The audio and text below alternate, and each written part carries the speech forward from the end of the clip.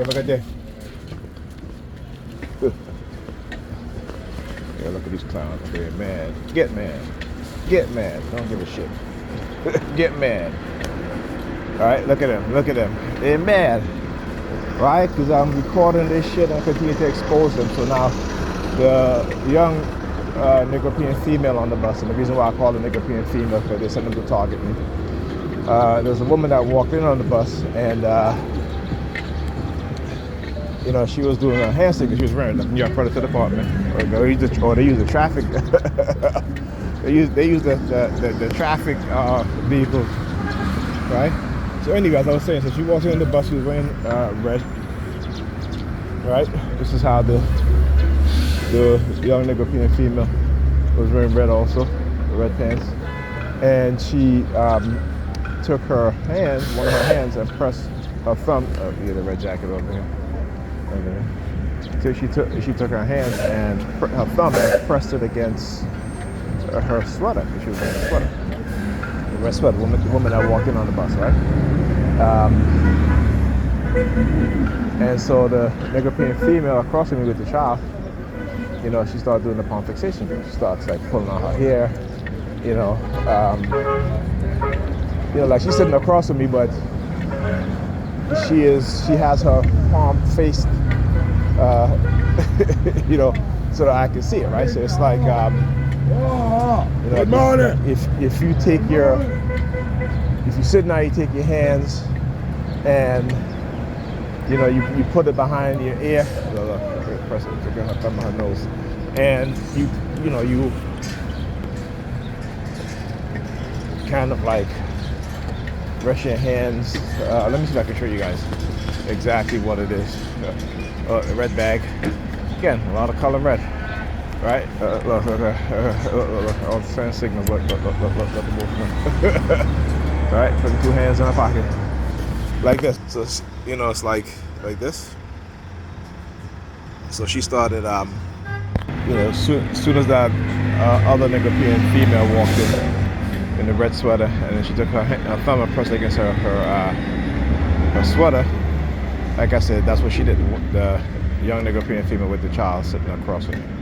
So like I said, they always do these hand signal shit, right? The palm fixation drill, the whole nine. And as you see, as I walked up, look with the keys. Look. As soon as I turn around, look.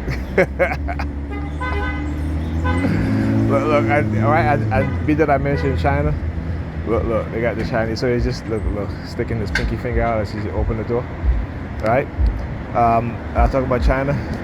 So the Chinese government, if you're watching, a lot of your citizens that have moved to the United States, when they move back to China, they're part of a cult that particularly Christian. They're probably Christian. If they call themselves Christians, you need to watch out for them, okay? Because they will engage in the trying to convert your citizens into Christianity. And Christianity is a white supremacist religion. You have to understand that, right? So they may be engaging in cognitive warfare and also coercive persuasion program against your citizens. In South Africa, also we know that the Chinese and South African government have partnered to create advanced technologies, right? Like I said, China is the only nation in the world that has invested in African nations, not just only to extort or to get the resources from those countries, but actually giving something tangible back. You know, building ports, building cities, building railroads, right? Building sewage infrastructure, okay? Building technology, partnering to build car companies within those nations. Now, European nations have been in Africa for how long? And all they've done is take and do what? And do what? Have army bases, right? For recolonization, right? And the use of money, right? This is why when it comes to U.S. aid, I'm totally on board with Marco Rubio and the Trump administration ending USA aid, because particularly when it comes to pushing, the U.S.s have been using it, particularly the liberals, have been using it to push LGBTQ agendas, which is not the need of African nations who get aid from the U.S. See, they don't want to build infrastructure. They don't want to build institutions of learning. They don't want to help to build, cities and stuff like that, ports, all the things that these countries need to be self-sustainable, but to keep them dependent. And therefore, if they give them aid in the form of money, they control them. They can tell them how to think, how to run their nations, right? Again, using money as what?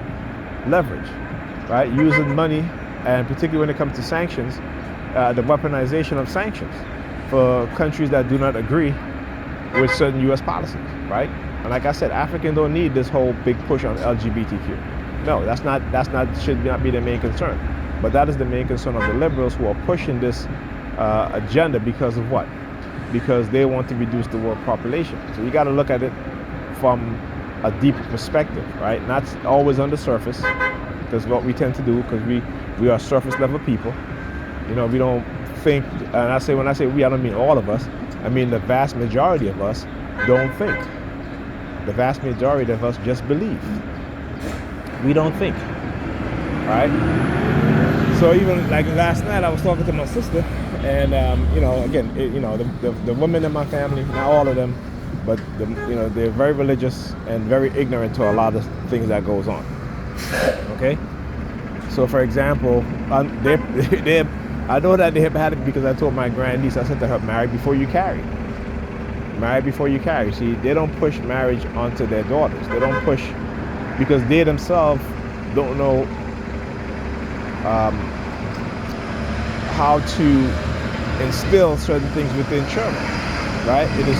It's more about religion. And like I said, I don't totally blame them because, again, you're going to pass on what you've learned from your parents, right? But there are some of us, like I said, who are here, who have been sent here to speak the truth, right? To expose the lies, the manipulation. And you got to understand that they're going to be pushback to you. Red vehicle. So the color red is in play today, right? Okay. Like I said, I know what I'm talking about. I'll show you guys one more time. This is personal persuasion, psychological manipulation. All right.